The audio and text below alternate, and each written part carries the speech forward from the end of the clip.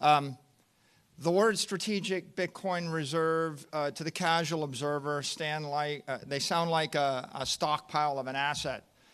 To a closer observer, it sounds like a stockpile of the most valuable asset the human race has ever invented. But I'm here today to show you how the strategic Bitcoin reserve represents a strategy for United States digital supremacy in the 21st century. The president, with his vision, has established a strategic Bitcoin reserve as of last week and has declared that America will be the Bitcoin superpower.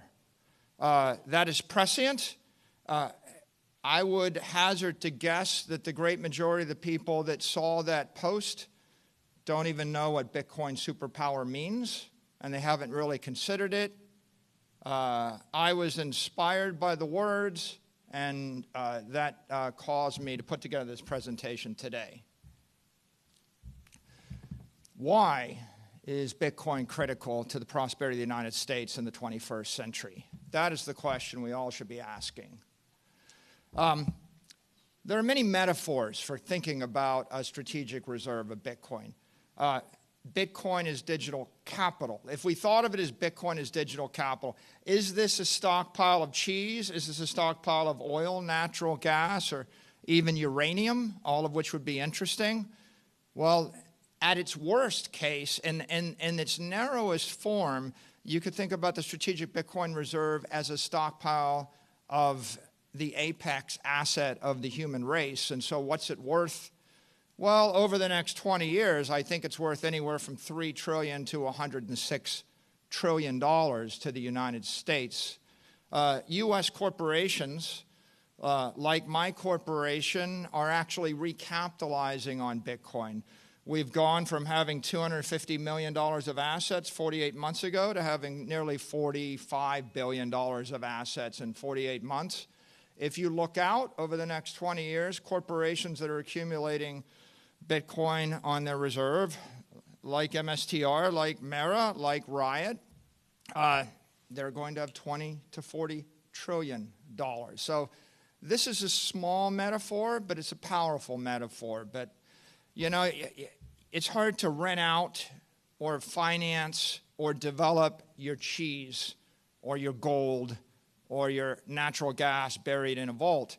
So a more powerful metaphor is Bitcoin as digital property. If you own 5% of Manhattan and your family had owned it for 100 years and someone said, how are you going to pay your bills? You wouldn't say, we're just going to sell it. You would say, we're going to rent it.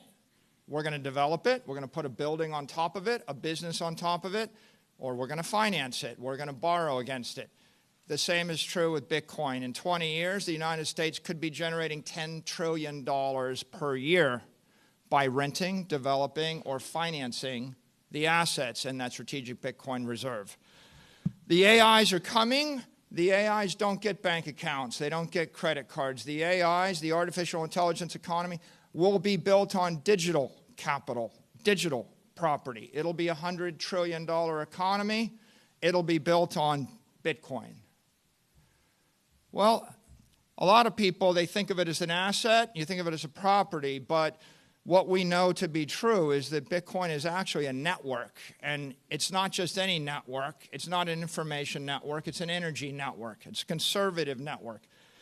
I can send $1 billion from me to you. I lose it. You have it. That is the conservation of energy in cyberspace. So when you start to visualize Bitcoin as a digital energy network, what you realize is that trillions of dollars of digital commerce will flow over that network.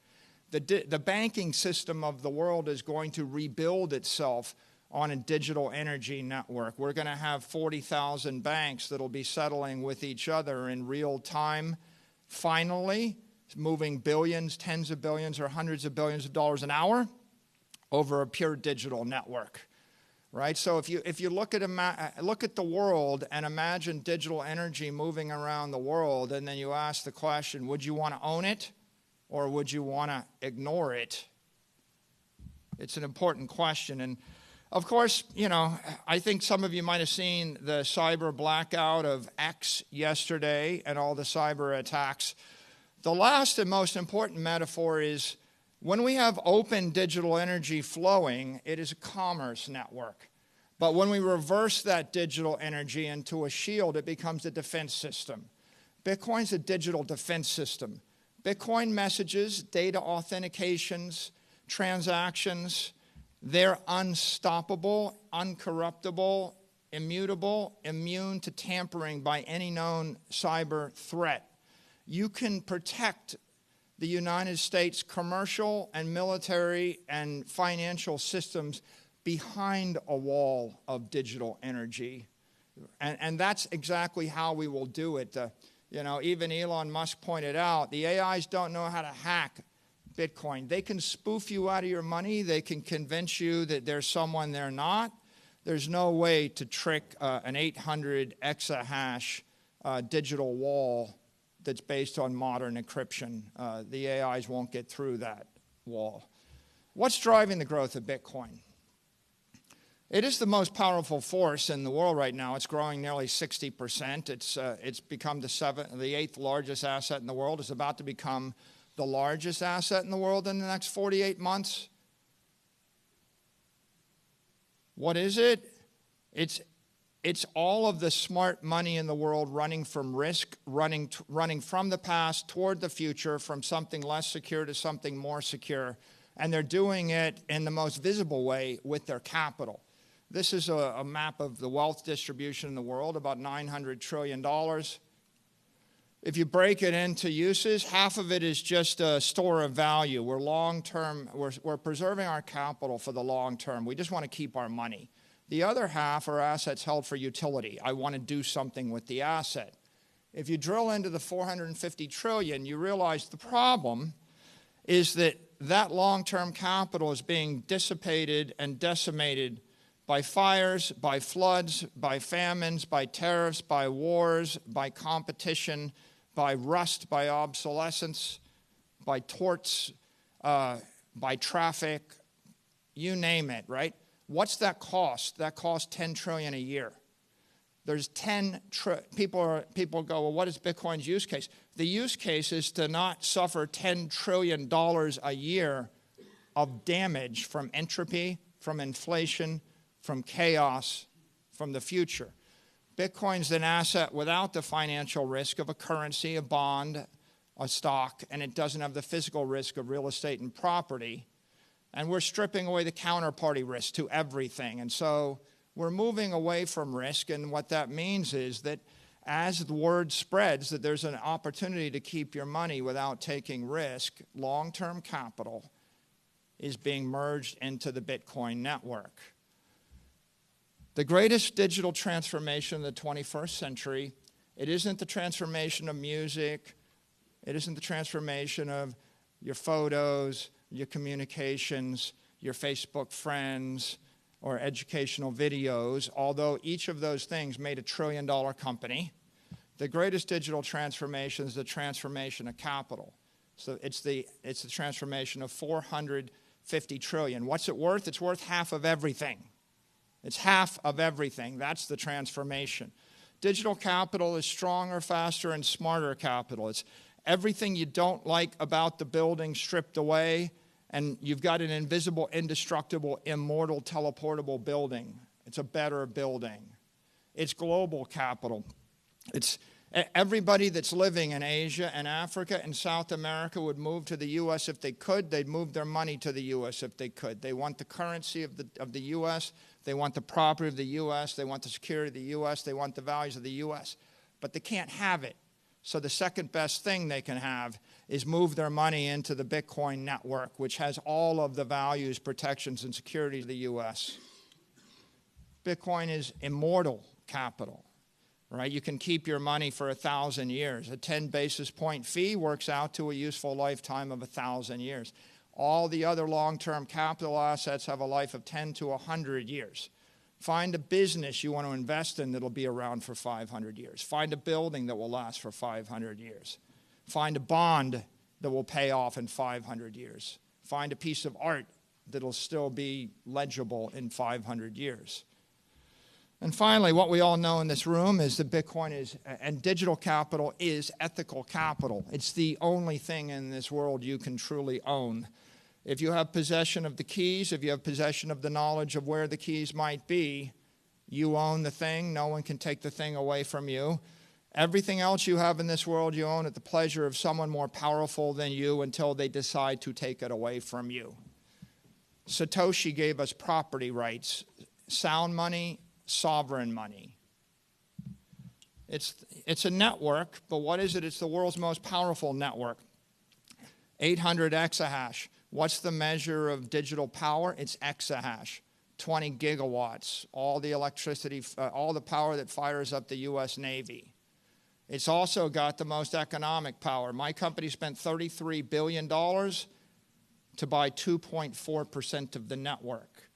Do the math in your head, you'll realize there's $1 trillion of real money that has flowed into this network, and there's $1 trillion of smart money behind it. It's the world's most global, fault-tolerant, unstoppable network. Each of those ASIC chips is hundreds of thousands of laptop computers. You'd need trillions and trillions of computers to dent this network. And then, of course, many people say, oh, I get it, it's a network effect. It must be a network. Yeah. Well, it's not a Metcalfean network. That's just enough information about networks to hurt yourself. It's not getting more powerful with the square of the number of nodes. It's getting more powerful based upon the amount of mass, energy, and capital flowing in the network. It's a Newtonian network, like the solar system. When the white dwarf comes past your planet, it's going to suck the atmosphere off your planet. A white dwarf is not the same as an asteroid the same size. They are different. Bitcoin is the brightest thing in the financial universe, right? Heat and light. It's the most interesting. It's growing stronger. It's growing hotter. It's growing denser as it draws the capital of the world into its orbit. What capital? Physical capital. People are selling their buildings. Financial capital. They're going to trade out their low-grade bonds, their currencies in third world and in the second world. Foreign capital. They're going to sell their Siberian real warehouses and their Russian natural gas rights. It's drawing antiquated capital, the capital of the 20th century. It's drawing smart capital. Anybody that thought about it and thought, do I want to be invested in something that's going to decay or be destroyed over time by 100 uncertain risks, or do I want to just keep my money in cyberspace? And then digital capital, right? The AIs, they don't get the bank account. As the economy digitizes, people want to move digital money at the speed of light with a million transactions a second. You're not doing it with a Siberian warehouse. You're not doing it with natural gas or gold. You're not going to do it with any 20th century asset. Where is it headed? Well, there's an open source model. You can download it on GitHub called Bitcoin 24. Plug in your own assumptions. Our assumptions, well, Bitcoin's currently 22 basis points of the global economy. That's $2 trillion. Over 20 years, right now it's been growing about 60% a year. If it decelerates from 60% a year to 20% a year, the average return is going to be 29% a year over the 20 years. That is the base case. That arrives at a price of $13 million a Bitcoin in USD terms, or $280 trillion in the network. Does the world turn upside down? No. What happens? Well, everything pretty much stays the same, except for those that embrace Bitcoin get rich and powerful. Those that don't embrace Bitcoin get weaker and poorer. Otherwise, everything that you see in the world today will still be there in the world in 20 years. Bitcoin is not a threat to the dollar. The dollar is currency. Bitcoin is capital. In the modern world, there are plenty of academic economists. They will just recite ad infinitum. Well, money is a store of value, a medium of exchange, a unit of account. There, I told you. And they just haven't really thought about that past just rote memory. This is why you shouldn't rote memorize stuff in education. Think a little bit harder about what's going on here.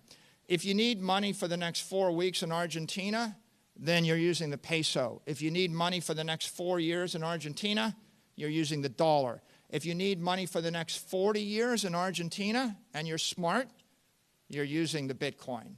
And so the dollar is competing, but is competing against the M2 money supply of the CNY, Chinese currency, European currency, Japanese currency. Right now we're about 17% of that. We should be able to grow to 30% of that. How? With digital currency. If U.S. banks and U.S. corporations can issue digital currencies backed by the U.S. Treasury, we will expand that supply of U.S. currency by $10 trillion. Right? That's a digital asset strategy. That's why the stablecoin bill and the Genius Act matter. It is not capital. Bitcoin is less than 1% of the capital of the world. What does it compete with? Not the dollar. Bitcoin competes with property, equity, and bonds. Property, equity, and bonds. And what is it? It's 1%. And what is it going to? I just showed you the shocker $13 million Bitcoin forecast. That gets us to 13% of the capital in 2045. We have two strategies. Expand our currency to dominate the world with the digital currency of choice. Expand our capital to dominate the world with the digital capital of choice. Why should the U.S. want to be the Bitcoin superpower? You cannot remain a sovereign nation if you lose control of your airspace, outer space, or cyberspace. This is a truism. It's pretty important.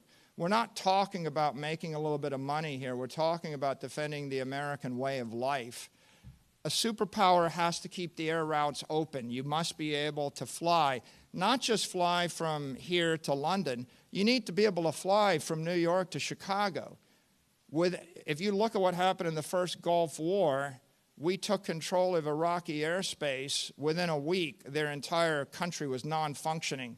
Some people would say within 48 hours they were non-functioning. This country won't function for 48 hours after we lose control of our airspace. How do we protect it? We have Air Force bases. We have military aircraft. This is evolving. It will continue to evolve. Drones, very sophisticated defense systems. We have to keep open our sea lanes. This is a truism for 1,000 years. The Carthaginians knew it. That's why the Romans destroyed them. The Carthaginians had destroyed the Venetian fleet.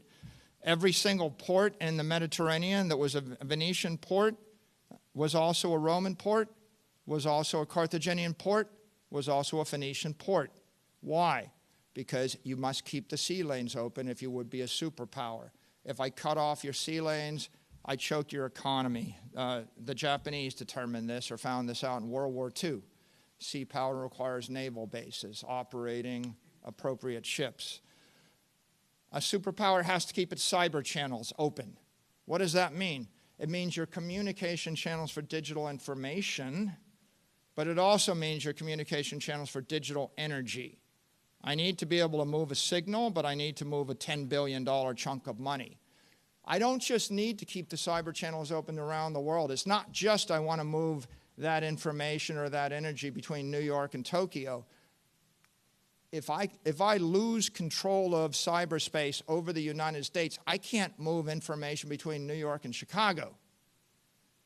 Right? You lose cyberspace, you'll lose your own digital economy. What would you do if your enemy got control of your cyberspace? You saw just, again, yesterday, you can't even log into X. Well, what happens when you can't log into your bank account? Cyber power requires Bitcoin miners operating ASICs, throwing up a wall of digital energy. And you want to hope that more than 50% of that is controlled by you or your allies. What does it mean to own cyberspace? If you want to be a Bitcoin superpower, you need to own the asset, own Bitcoin, but that's only half of it.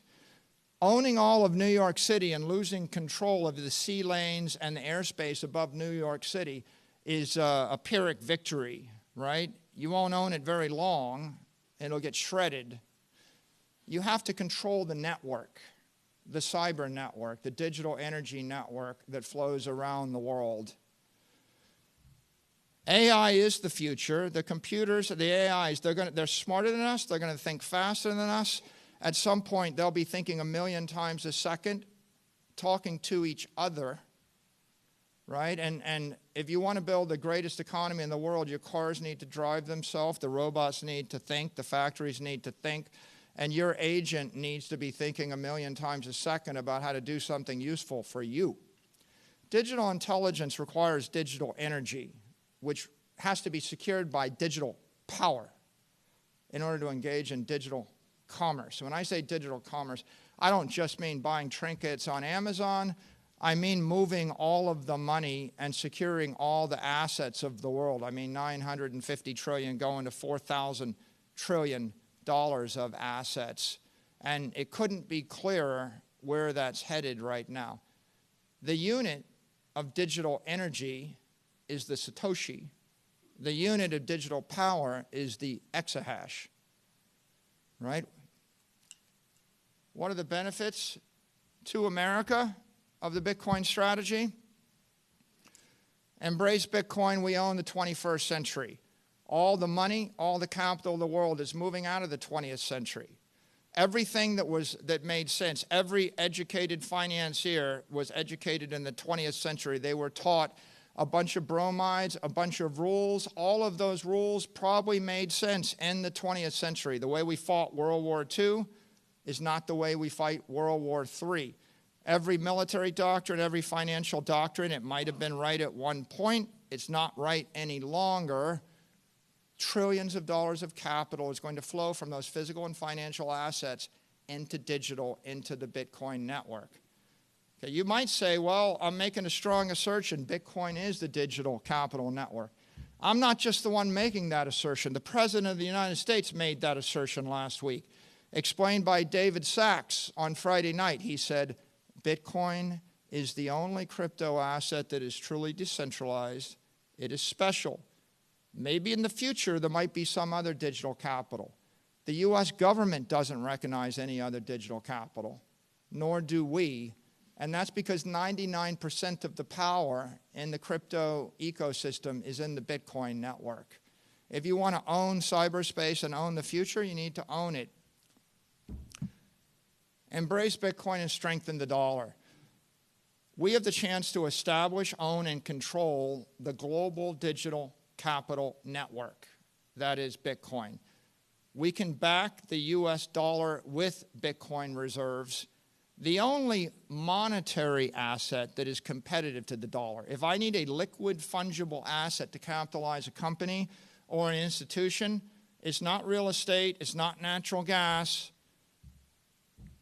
it's not art, it's not private and public equity portfolios, it's not even going to be an index of equity. The only asset that I can use other than Bitcoin is U.S. treasuries everywhere in the world. If anybody ever decides to replace those, they'll replace them with Bitcoin. We should own both. Embrace Bitcoin, attract foreign capital. It's not just we're getting the 20th century money, we're getting the rest of the world's money. If I gave you money, if I took all your money, I dropped you in Africa and I said, you got to invest in a diversified portfolio of private and public equity and real estate art in Africa, or you can put your money into the digital capital network and move it anywhere else at the speed of light, and I gave you a choice to punch the orange button or leave it in Africa for 100 years, you would punch the orange button. Everybody else in the world's figuring out the same thing right now. That's why countries will make laws against it. That's why the Chinese have export controls on their capital. All of the capital will flow into the U.S. But if you can't physically come to the U.S., the next best thing is you flow into the digital capital network and you get all the protections of the U.S. And finally, you embrace Bitcoin, you empower Americans. It's American companies with Bitcoin on the balance sheet. They're going to outlast, outperform, and outlive their competitors. It's American institutions that are holding Bitcoin. They're going to enrich their shareholders. The beneficiaries are us. And the last point, with the appropriate digital assets framework, we can become the bankers to the world. Right?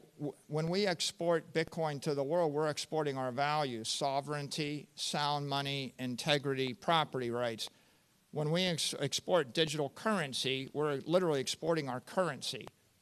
if we create other digital securities or digital tokens, we'll be exporting our companies, our ideas, our securities, our financial products to the world. We can dominate this industry. So how should the U.S. pursue a Bitcoin strategy? Well, Senator Lummis has given us a clear guideline with the Bitcoin Act in Nashville in July. And what the Bitcoin Act said, it said, let's acquire 1 million Bitcoin over a 5-year period in a programmatic, disciplined fashion, transparent to all. And so let's consider the consequences of this strategy. Well, first of all, last week, the president signed the Strategic Bitcoin Reserve Act or order. If we hold that 200,000 Bitcoin for the next 20 years, even though you see a flat line on the screen, the flat line is worth $3 trillion. So that's the value of doing nothing. Sometimes people think that you have to do something to make money. Sometimes the absence of doing awful and stupid things is making money. Doing stuff is highly overrated if the stuff is trading or selling your Bitcoin. The Lummis bill would acquire 1 million Bitcoin or 1.2 million Bitcoin. If you look at the consequences of that over the time frame, it's worth $16 trillion to the nation. If you get a bit more aggressive, and we go for another million Bitcoin, it's worth $34 trillion to the nation. In this case, there's a bit of reflexivity. If the United States starts to more aggressively stockpile Bitcoin, it's going to accelerate the growth of the network. It's going to accelerate capital flowing in the network. It's going to increase and expand the overall digital capital network. If we move to a triple max strategy, you'll end up with 4 million Bitcoin. That's worth $73 trillion to America. And of course, President Trump has laid out a guideline. We should be the superpower. If you want a superpower strategy, here's a superpower strategy. Acquire Bitcoin consistently. By the way, over what time frame?